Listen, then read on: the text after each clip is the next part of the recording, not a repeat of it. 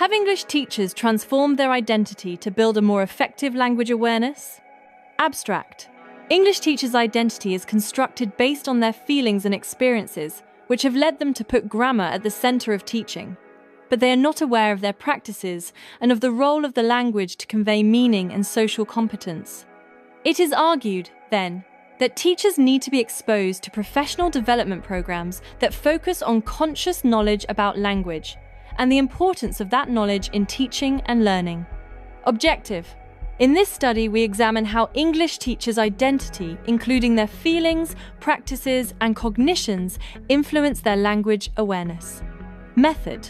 This qualitative study used a biographical narrative approach and a deductive reasoning technique through the use of Atlas 25.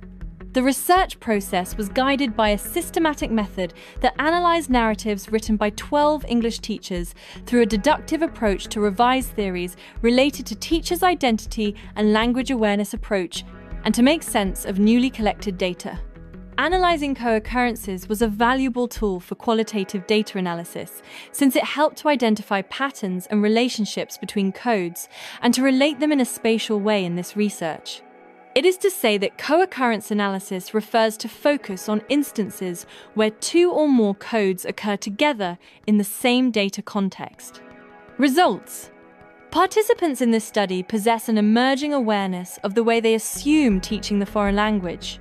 They have been using techniques that might correspond to the framework conducted by the language awareness approach. However, it is noticeable that they teach grammar to try to overcome the complexities of teaching English. They find the teaching of the structure as a strategy for developing reading comprehension in their students, but without having an awareness of the most convenient ways to teach this component of the language as a means for analysing critical stances and seeing the knowledge of the language to convey meaning. Conclusions. Language awareness approach might be presented as one significant innovation that would help teachers to reflect upon their global understanding of their didactic strategies as well as their identity.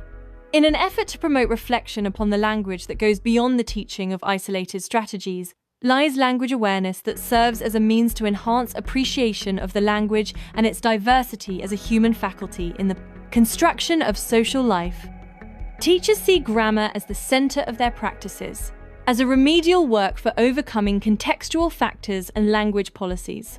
However, this pivotal component of the language should serve as a resource for making and exchanging meanings, and as a tool to foster the social character that language involves.